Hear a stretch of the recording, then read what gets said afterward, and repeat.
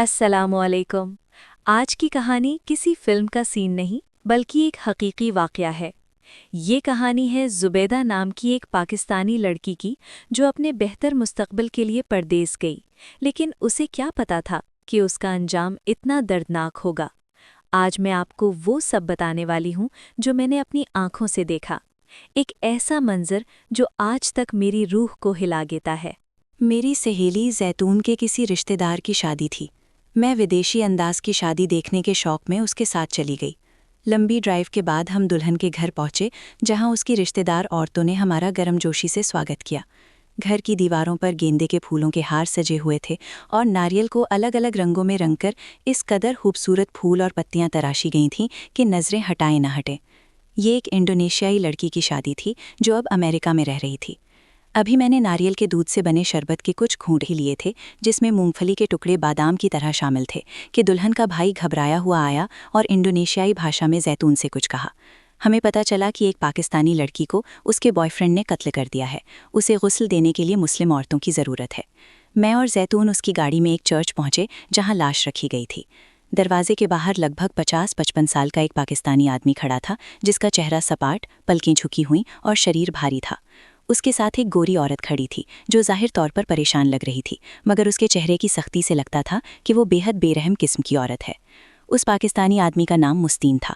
उसने मुझे बताया कि ज़ुबैदा नाम की इस लड़की को वो पाकिस्तान से बतौर नौकरानी लाया था। शाम को वो काम से फारिग होकर अपने किसी अश्वेत बॉयफ्रेंड के साथ चली जाया करती थी। एक दो बार उसके बॉयफ्रेंड ने उसे मारा पीटा भी था और कुछ दिनों से वो लापता थी। पिछली रात उसकी लाश उनके घर के बाहर घास पर पड़ी मिली। मुस्तीन और उसकी बीवी ने तुरंत पुलिस को खबर दी, जिसने लाश को पोस्टमार्टम के लिए अस्पताल भेज दिया। अब वे इस्लामी तरीके से उसकी अंतिम क्रिया करना चाहते थे, इसलिए हमारी मदद मांगी गई। इस छोटे शहर में चूंकि कोई बड़ी मस्जिद या मुसलमानों के लिए गुस्ले मैयत का अलग इंतजाम मौजूद नहीं था, इसलिए मजबूरन चर्च के मुर्दा घर में लाश रखी गई थी। मैं और जैतून वुजू करके गुस्ल खाने की तरफ जाने लगे तो वही सख्त मिजाज औरत भी हमारे साथ अंदर जाने को तैयार हो गई। कहने लगी कि वो हमारी मदद करेगी।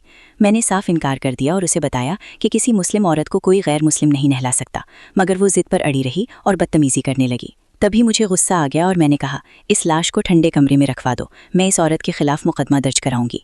मेरी आवाज़ ऊंची हुई तो 8-10 लोग हमारे आसपास जमा हो गए, जिनमें एक मैक्सिकन लड़की भी शामिल थी। वो बहुत दुखी लग रही थी, उसकी आंखों से बार बार आंसू निकल रहे थे। मेरी धमकी का असर हुआ। मुस्तीन, जो अपनी अंग्रेज़ बीवी से उम्र में छोटा था, उसे एक तरफ ले गया और कुछ समझाने लगा। लगता था कि वे दोनों मेरी बात से डर गए थे। अंदर चबूतरे पर चादरों से ढकी हुई लाशों के बीच ज़ुबैदा का शरीर भी रखा हुआ था। वहाँ कोई पर्दा या अलग व्यवस्था नहीं थी। मैंने पर्दे के लिए कहा तो वहाँ मौजूद मैनेजर झल्लाकर बोला, दूसरे पादरी भी तो लाशें धो रहे हैं, तुम क्यों मसला बना रही हो? अपना काम करो और चली जाओ, हमें 2 घंटे का किराया मिला है। तब जैतून और मैंने मजबूरी में उस बेचारी लड़की के चेहरे से चादर हटाई तो हमारी सिसकी निकलते निकलते रह गई।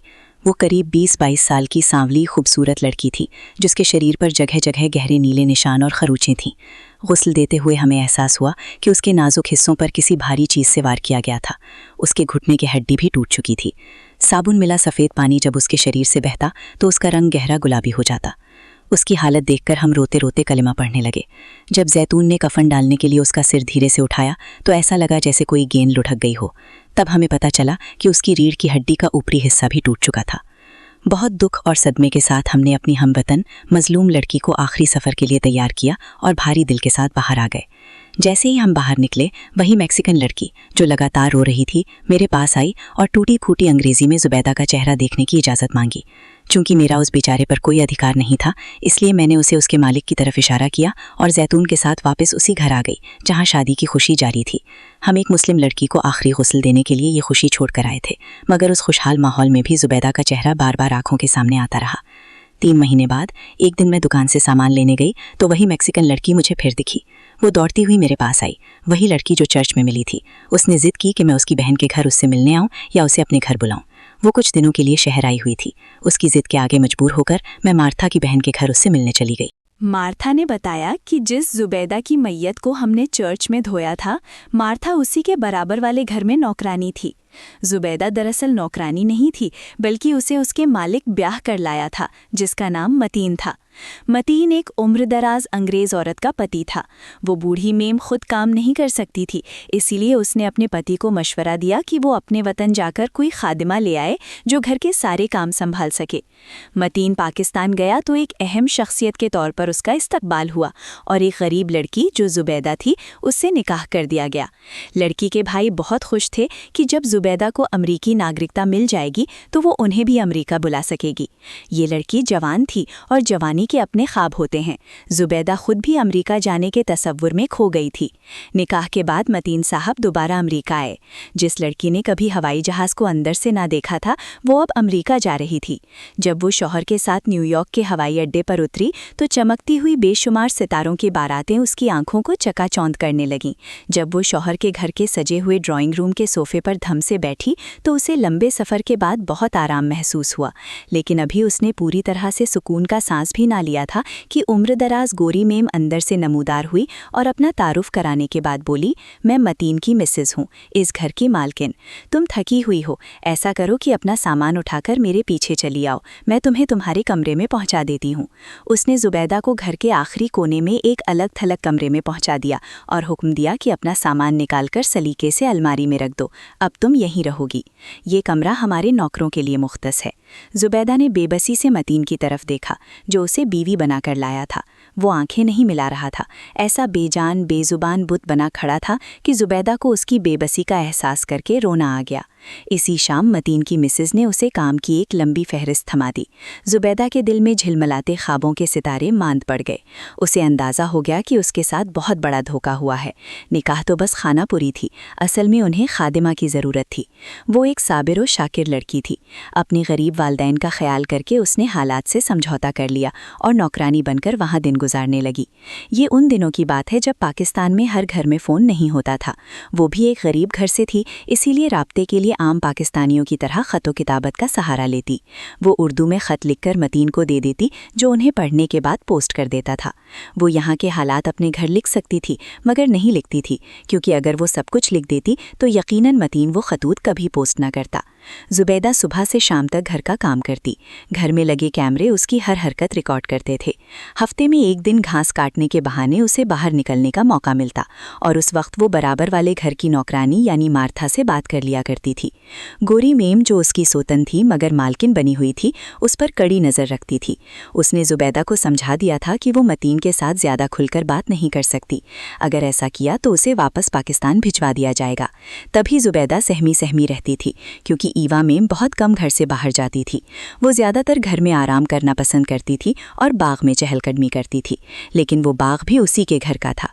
जब मतीन को सौदा सलफ लेना होता या शॉपिंग का प्रोग्राम बनता तो ईवा उसके साथ जाती या वो दोनों लंबी ड्राइविंग पर निकल जाते। ऐसे वक्तों में जुबैदा को घर पर तन्हा छोड़ दिया जाता। जुबैदा 5वीं जमात पास थी, इसीलिए वो अंग्रेज़ी नहीं समझ सकती थी। यही वजह थी कि जब मतीन और ईवा मेम आपस में बात करते तो उनकी बातें उसकी समझ से बाहर होती और उसके सर से गुजर जाती।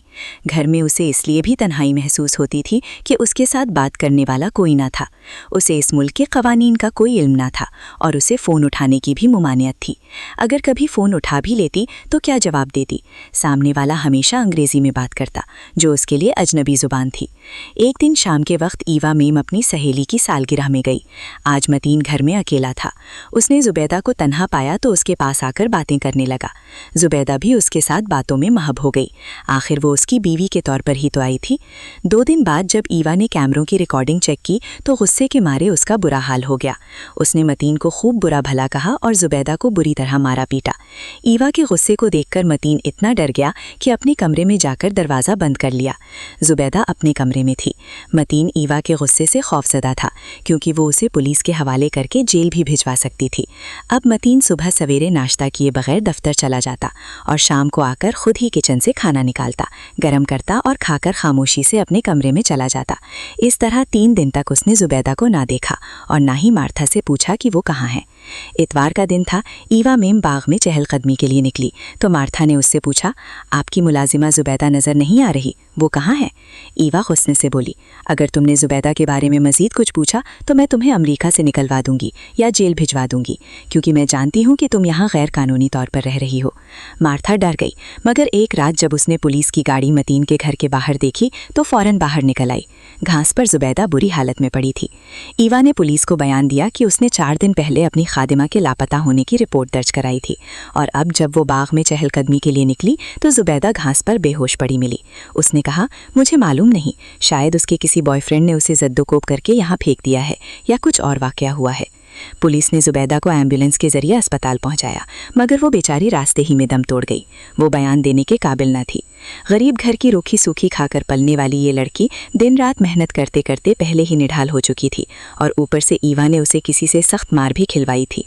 जिस शौहर की आस लेकर वो यहाँ तक आई थी, वो तो उसे सिर्फ खादिमा बनाकर लाया था। वो अपनी अंग्रेज़ बीवी के दबाव में था और उसे कभी बचा ना सका। सारी बात मार्था ने मुझे बताकर कहा कि मैं उसका नाम लिए बिना पूरी हकीकत पुलिस को बता दूं। वो ऐनी शाहिद थी, मगर पुलिस को ये सब बताने से सिर्फ इसलिए डरती थी कि वो खुद अमेरिका में गैर कानूनी तौर पर मुकीम थी। मुझे बखूबी इल्म है कि पाकिस्तान में लड़कियों की शादियां एक बड़ा मसला है, मगर खुदारा सिर्फ अमेरिका के लालच में अपनी बच्चियों को यूं कसाईयों के हवाले ना करें, वरना उन बच्चियों का अंजाम भी जुबैदा जैसा हो सकता है। मेरी कज़िन के कुछ करीबी रिश्तेदार अमेरिका में रहते थे। उनसे इस देश की तरक्की और सहूलतों के बारे में सुनकर दिल में ख्वाहिश पैदा होती थी कि मैं भी अमेरिका जाऊं और वहां सुकूनत इख्तियार करूं। लेकिन यहाँ आने के बाद कुछ ऐसे वाक़यात देखने को मिले कि अगर उन्हें लिखने बैठूं तो रूह तक कांप उठे। बेशक हर जगह अच्छे और बुरे लोग पाए जाते हैं। कोई भी मुल्क या शहर अच्छाई और बुराई से मुकम्मल पाक नहीं होता। कहीं कम कहीं ज़्यादा जराइम होते हैं, मगर अपने मुल्क में एक ढारस होती है कि वहाँ हमारे हमजुबान और शनासा लोग होते हैं। लेकिन दयारे गैर में जब कोई मुसीबत आ जाए तो इंसान को सही मायनों में गरीबुल वतनी के दर्द से दो चार होना पड़ता है। अगर जुबैदा अपने वतन में होती तो शौहर के धोखे से बच सकती थी। ईवा की चीरादस्ती देखकर अपने मैके चली जाती, मगर यहाँ वो बिल्कुल अकेली थी, तन्हा, लाचार, बेजुबान और बेसहारा। जब हम अपनों से दूर हों और परदेश में गरीबुल वतनी के दुख सहते हों, तब बहुत सी बातों के मायने गहराई से समझ में आने लगते हैं।